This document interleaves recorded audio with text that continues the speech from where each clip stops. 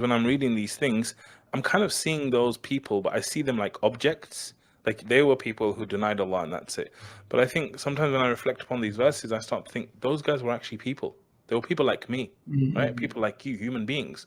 But whether it was to do with their emotions or their feelings or what, something in them actually led them to deny what they knew inside of themselves to be true. So that's quite scary for me from my own perspective to think that human beings like me can actually reject Allah and the end of that person is not good.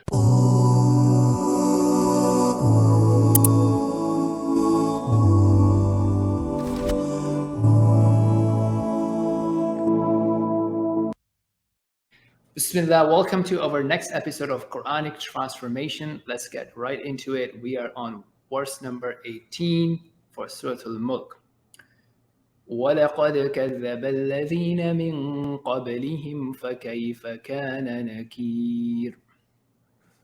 So in this verse, Allah subhanahu wa ta'ala is pointing out about the situation, right? So I think it's pointing out to different types of people. And one of the questions that we have suggested for people to think about is what are the people that the verse is talking about? Because we are surrounded by different types of people. So the people that this verse is talking about are people who are denying Allah subhanahu wa ta'ala either his existence or his right to tell us what we should do and what we shouldn't do. Tell us the boundaries and the values from Allah subhanahu wa ta'ala. And Allah is pointing us that these people have already passed, and for us to think about what happened to them.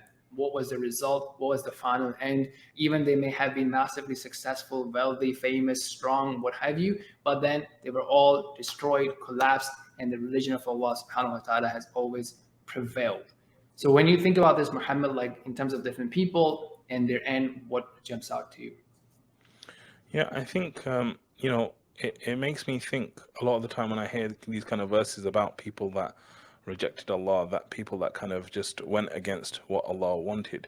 And I think sometimes when I'm reading these things, I'm kind of seeing those people, but I see them like objects. Like you see them as objects that they were people who denied Allah and that's it. But I think sometimes when I reflect upon these verses, I start to think those guys were actually people. They were people like me, right? Mm-hmm. People like you, human beings. But whether it was to do with their emotions or their feelings or what, something in them actually led them to deny what they knew inside of themselves to be true. So that's quite scary for me from my own perspective to think that human beings like me can actually reject Allah and the end of that person is not good. And I think maybe one thing that just reminded me as I was listening to you is that sometimes when people disobey Allah, that's for they're choosing to obey something else or someone else or chasing something else or someone else. And many of the times what would happen is that same thing is what they will also be punished with, right? So they will see that thing diminishing in front of them or leaving them, or they don't find any attraction in that, whatever they were chasing, and they don't find comfort in that anymore, and so on and so forth.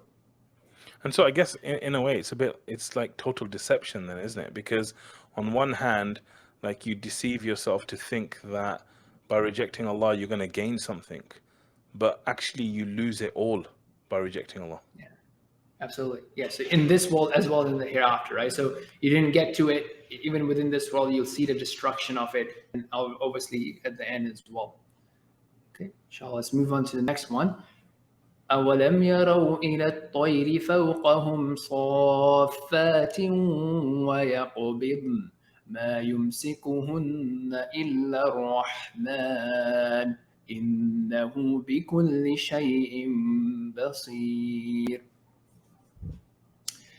Very powerful. I think I see like three themes in here. One is about the creation of Allah subhanahu wa ta'ala, right? And then the design of Allah subhanahu wa ta'ala. And I think connecting everything that we see in the design of Allah subhanahu wa ta'ala, I mean, anything that we see in this world and admire, to actually the true creator of it. So many times we don't make that connection. We appreciate the thing. So for example, if it's a natural thing, we'd appreciate the birds or the mountains or the water and the oceans and the lakes and the greenery, and maybe we'll appreciate it with our Instagrams and TikToks and snaps and whatnot, but that's about it. And then we'll figure out the hashtags we want to use, but that's about it. We don't connect it to the direct owner. And more so if it's a secondary creation of Allah subhanahu wa ta'ala, then for sure we don't make that connection. So before we go into the other themes, I want to just get your thoughts about this relationship with what we admire in this world and connecting it to the Creator. Yeah, I think it's really good. I mean, when you look at this ayah, what I love is that Allah is actually making you reflect upon what's in front of your eyes, right? Because a lot of the rejection is happening because of that self-deception, because you're basically ignoring the obvious, right? And so Allah is making you look at things that you see every day. Like if you're going out, you will see birds every day in most places, right? So it's a great reflection in terms of like reminding you that it's so obvious what Allah is telling you to do. It's so straightforward. But at the same time, what was very interesting for me about this verse as well is that Allah says that these birds, they're flapping their wings and they're doing that, right? Mm-hmm. And we might say, yeah, they're flying because of that. But then Allah says it's Allah that's actually holding them up and that enables them to fly like that, you know? So this is very deep in terms of a connection to not only the creation of Allah, but the fact that Allah is in total control of it all the time. Beautiful, yes. So that's the part of that Allah is the one who gave them this ability, and I think that's another level, right? So what we happen today is like we understand the design, we understand something about it, but we don't then think about the who.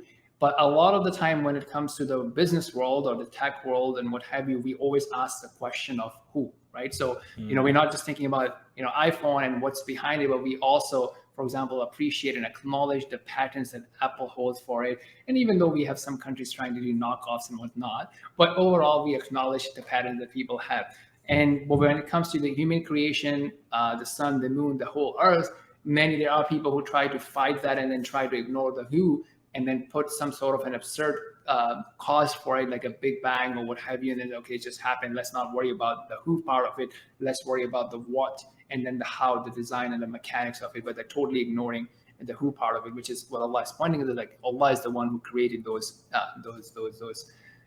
features or those natural instincts and those composition of the muscles or what have you to be able to make them do these things. And it's also very interesting because the way it's done, the way you remove Allah from this whole equation is by using language. So what will happen is someone will say, oh yeah, nature makes the tree do this and that, right? Mother Nature does this, or the universe does this. So it's a very subtle tweak, and this is why it's such a great verse in terms of reminding us, actually, clear cut, Allah is the one that does all of this. Exactly. Yeah. So yeah, using those words, then they just make it like a passive cause, right? Yeah. And very importantly, actually, another thing here. So now going into the last theme here, in which Allah is actually telling us about Himself. So the words and the names and attributes that He is using for Himself here are Ar-Rahman. So that's the word He's saying. It's not saying illallah. It's in this words Allah has chosen to introduce the word of mercy for us. Right, and I think that reminds us about that. Allah is merciful, and His mercy precedes and is like over enveloping than His anger. And if you realize that in your life and you appreciate who Allah is, what He is doing for you, and even there's the boundaries, the law, the restriction, the Sharia of Islam is as an act of mercy, not to just subdue us and not to show Allah's power on us, but it's actually good for us if we were to obey that. And I think that's a different way of approaching the rules of Allah subhanahu wa ta'ala than thinking, oh, this is just the way it is and that's how I have to do it. And if I were to say, like, we were interviewing one of the new Muslim sisters, and she said that, two things that prevent her and in her opinion, many people from accepting Islam. One is the typical perception of Islam. And then the second thing is about, oh, then I have to do this and I can't do that. And, I would be limited. But then she said now that she views it as not just restrictions, but a command from her Lord, who has her best interest in mind, right? And that's something for at an individual and a community level.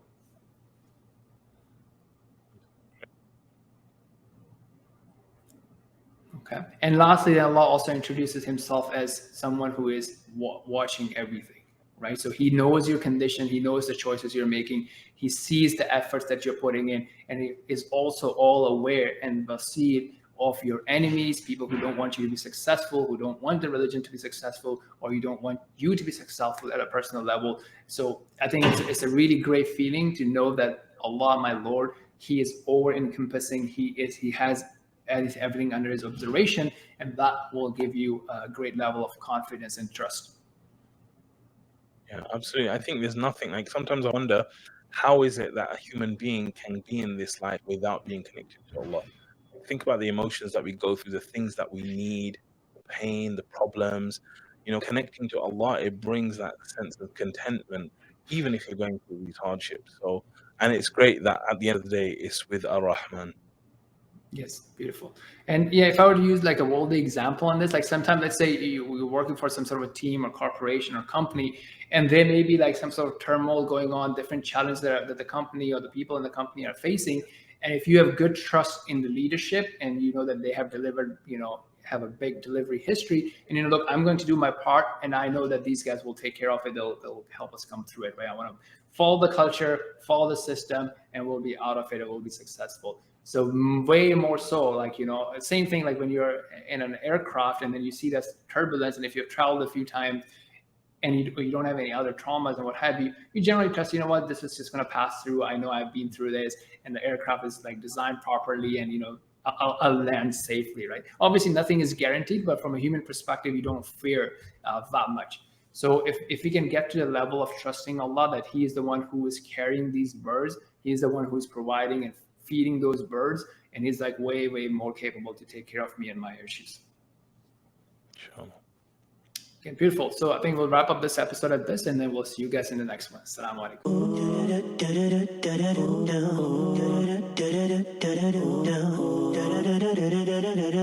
alaikum.